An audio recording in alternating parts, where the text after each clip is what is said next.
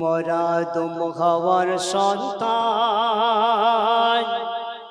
কি হিন্দু মুসলমান, মরাদম হওয়ার সন্তান কি হিন্দু মুসলমান, মরা এক মায়ের সন্তান কি হিন্দু মুসলমান। যার ধর্ম তার প্রিয়, যার ধর্ম তার প্রিয়, কার গীতা কার কোরআন, মরা আদম হওয়ার সন্তান কি হিন্দু মুসলমান, মরা এক মায়ের সন্তান কি হিন্দু মুসলমান। যার ধর্ম তার প্রিয়, যার ধর্ম তার প্রিয়, কার গীতা কার কোরআন, মরা এক মায়ের সন্তান কি হিন্দু মুসলমান। তারপর শুনবেন, হিংসা বিবাদ রাখবো না মনে, মনকে ধুয়ে সাদা করোনা। হিংসা বিবাদ রাখবো না মনে, মনকে ধুয়ে সাদা করোনা। মন হলো মন্দির মসজিদ, মন হলো মন্দির মসজিদ, মন হলো মন্দির মসজিদ, মনে থাকে রহমান, মরা এক মায়ের সন্তান কি হিন্দু মুসলমান, মরা আদম হওয়ার সন্তান কি হিন্দু মুসলমান।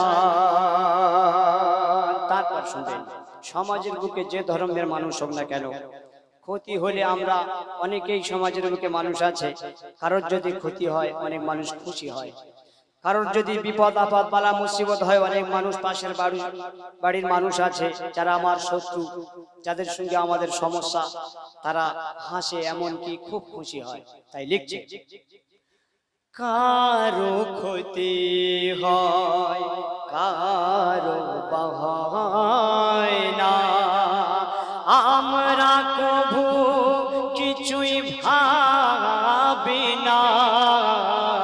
কারো ক্ষতি হয় কারো হয় না, আমরা কভু কিছুই ভাবি না। মানুষের সেবা মানুষ না করিলে কে আর করিবে বলো না। মানুষের সেবা মানুষ না করিলে কে আর করিবে বলো না। মানব সেবা না করিলে, ওরে মানব সেবা না করিলে, মানব সেবা না করিলে হবে নরকের স্থান, মরা এক মায়ের সন্তান কি হিন্দু মুসলমান, মরা আদম হওয়ার সন্তান কি হিন্দু মুসলমান। যার ধর্ম তার প্রিয়, যার ধর্ম তার প্রিয়, কার গীতা কার কোরআন, মরা এক মায়ের সন্তান কি হিন্দু মুসলমান। শেষ ছন্দের মাধ্যমে কবি লিখছে, মনোযোগ সহকারে শুনবেন। আল্লাহ দেখো কত দয়ার সাগর, জলদি কারে ও মারে না। আল্লাহ দেখো কত দয়ার সাগর, জলদি কারে ও মারে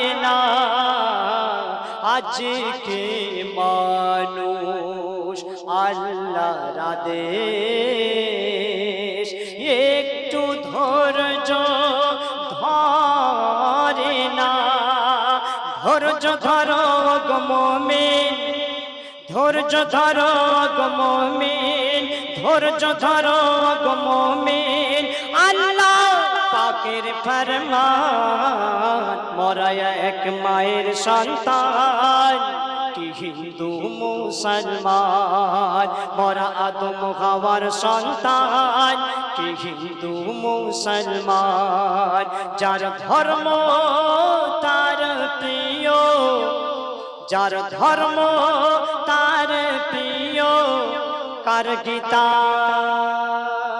কার কোরআন মোরা আদম হাওয়ার সন্তান কি হিন্দু মুসলমান মোরা এক মায়ের সন্তান কি হিন্দু মুসলমান মোরা